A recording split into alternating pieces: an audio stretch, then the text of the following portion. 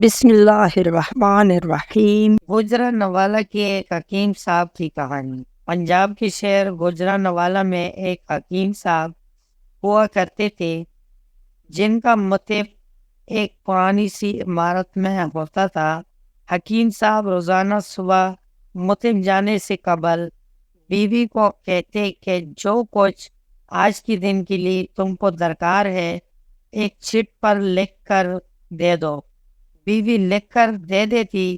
آپ دکان پر آ کر سب سے پہلے وہ چٹ کھولتے، بیوی نے جو چیزیں لکھی ہوتی ان کے سامنے ان چیزوں کی قیمت درج کرتے، پھر ان کا ٹوٹل کرتے، پھر اللہ سے دعا کرتے کہ اے اللہ، میں صرف تیری ہی حکم کی تعمیل میں تیری عبادت چھوڑ کر یہاں دنیا داری کے چکروں میں آ بیٹھا ہوں، جو ہی تو میرا آج کی مطلوبہ رقم کا بندوبست کر دے گا میں اسی وقت یہاں سے اٹھ جاؤں گا۔ اور پھر یہی ہوتا، کبھی صبح کے 9:30، کبھی 10 بجے حکیم صاحب مریضوں سے فارغ ہو کر واپس اپنے گاؤں چلے جاتے۔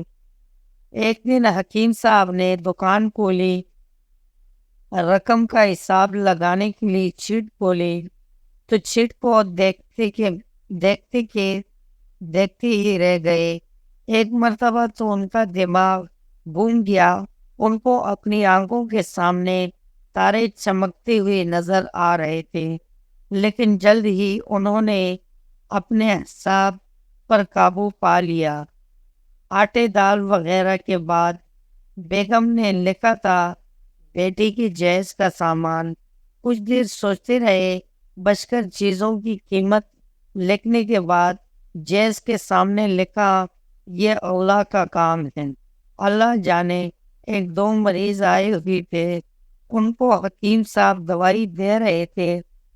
اسی دوران ایک بڑی سی کار ان کے مطب کے سامنے آ کر روکی۔ حکیم صاحب نے کار یا صاحب کار کو کوئی خاص توجہ نہ دی، کیونکہ کئی کاروں والے ان کے پاس آتے رہتے تھے۔ دونوں مریض دوائی لے کر چلے گئے۔ وہ سوٹ بوٹ صاحب کار سے باہر نکلے اور سلام کر کے بینچ پر بیٹھ گئے۔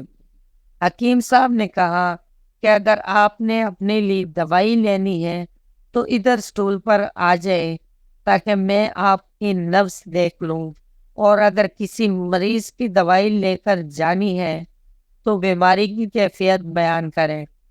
وہ صاحب کہنے لگے، حکیم صاحب، میرا خیال ہے آپ نے مجھے پہچانا نہیں، لیکن آپ مجھے پہچان بھی کیسے سکتے ہیں، کیونکہ میں 15-16 سال بعد آپ کے مطب میں داخل ہوا ہوں۔ آپ کو گزشتہ ملاقات کا احوال سناتا ہوں، پھر آپ کو ساری بات یاد آ جائے گی۔ جب میں پہلی مرتبہ یہاں آیا تھا تو وہ میں خود نہیں آیا تھا، خدا مجھے آپ کے پاس لے آیا تھا، کیونکہ خدا کو مجھ پر رحم آ گیا تھا اور وہ میرا گھر آباد کرنا چاہتا تھا۔ ہوا اس طرح تھا کہ میں لاہور سے میرپور اپنی کار میں اپنے آبائی گھر جا رہا تھا۔ عین آپ کی دکان کے سامنے ہماری کار پنچر ہو گئی۔ ڈرائیور کار کا پہیہ اتار کر پنچر لگوانے چلا گیا۔ آپ نے دیکھا کہ میں گرمی میں کار کے پاس کھڑا ہوں۔ آپ میرے پاس آئے اور آپ نے مطب کی طرف اشارہ کیا اور کہا کہ ادھر آ کر کرسی پر بیٹھ جائیں۔ اندھا کیا چاہے دو آنکھیں۔ میں نے آپ کا شکریہ ادا کیا اور کرسی پر آ کر بیٹھ گیا۔ ڈرائیور نے کچھ زیادہ ہی دیر لگا دی تھی۔ ایک چھوٹی سی بچی بھی یہاں آپ کے میز کے پاس کھڑی تھی اور بار بار کہہ رہی تھی، چلی نا، مجھے بھوک لگی ہے۔ آپ اس سے کہہ رہے تھے، بیٹی تھوڑا صبر کرو، ابھی چلتے ہیں۔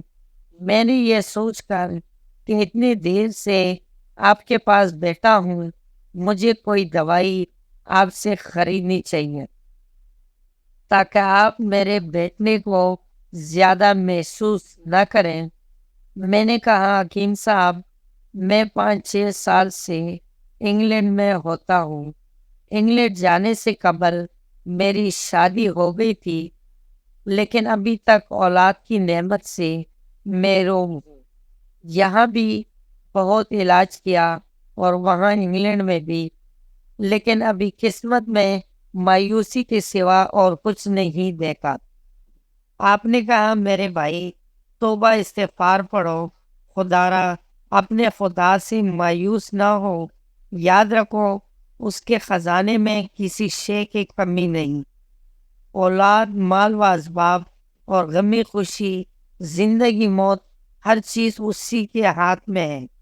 کسی حکیم یا ڈاکٹر کے ہاتھ میں شفا نہیں ہوتی، اور نہ ہی کسی دوا میں شفا ہوتی ہے۔ شفا اگر ہونی ہے تو اللہ کے حکم سے ہونی ہے۔ اولاد دینی ہے تو اسی نے دینی ہے۔ مجھے یاد ہے آپ باتیں کرتے جا رہے تھے اور ساتھ ساتھ پڑیاں بنا رہے تھے۔ تمام دوائیاں آپ نے 2 حصوں میں تقسیم کر کے 2 لفافوں میں ڈالیں۔ پھر مجھ سے پوچھا کہ آپ کا نام کیا ہے۔ میں نے بتایا کہ میرا نام محمد علی ہے۔ آپ نے ایک لفافے پر محمد علی، دوسرے پر بیگم محمد علی لکھا۔ پھر دونوں لفافے ایک بڑے لفافے میں ڈال کر دوائی استعمال کرنے کا طریقہ بتایا۔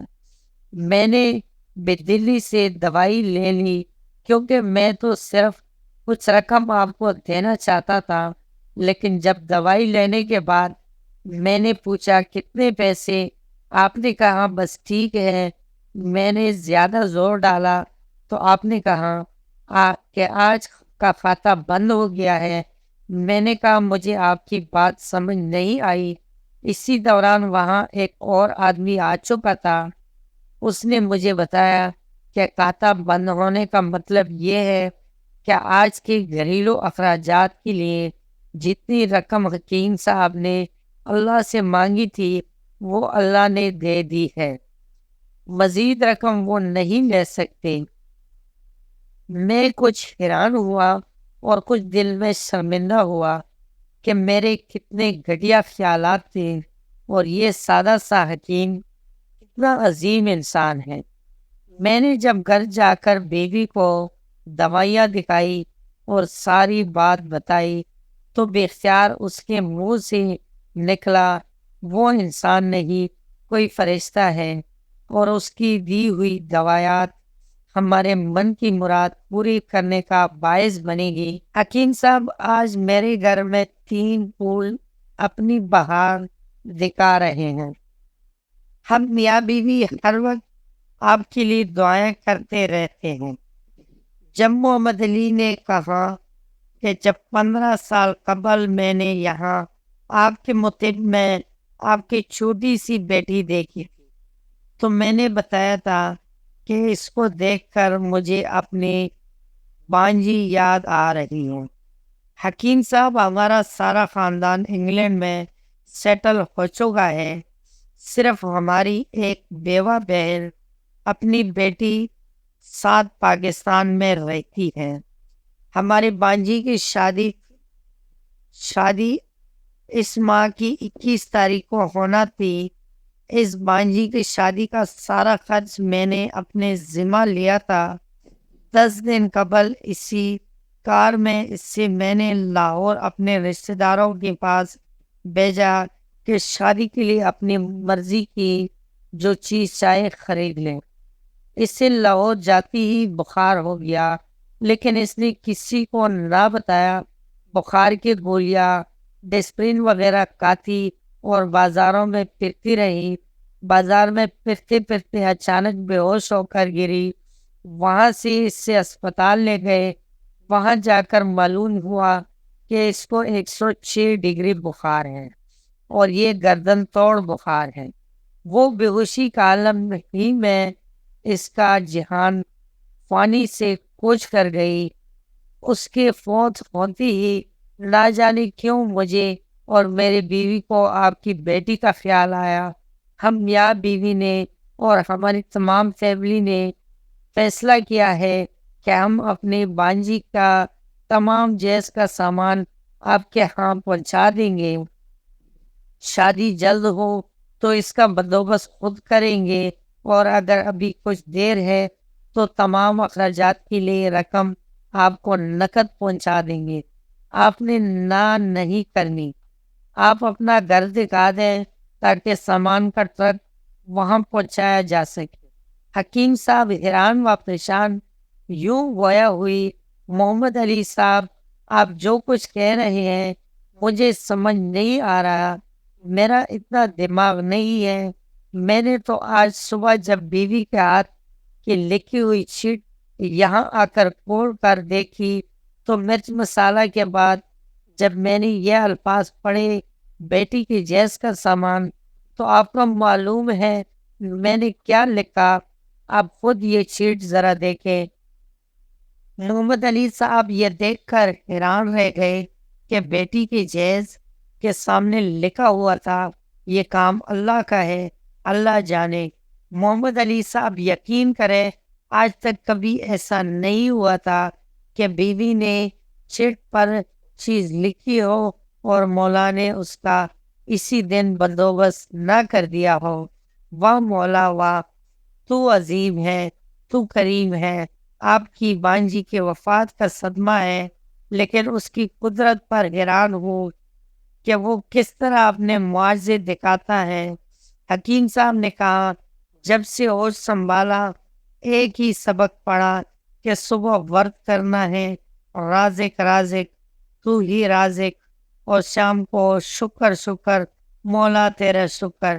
اگر آپ کو یہ تحریر اچھی لگی تو اس کو اپنے خوبصورت وال کی جگہ ضرور دیں۔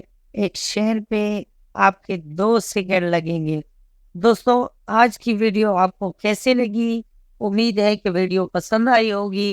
اگر ویڈیو پسند آئی ہو تو ویڈیو کو لائک کر لیں، کمنٹ میں اپنے رائے کا اظہار ضرور کر لینا، اور چینل کو سبسکرائب کرنا مت بھولیں۔ ملتے ہیں اگلی ویڈیو میں، تب تک کے لیے اللہ حافظ۔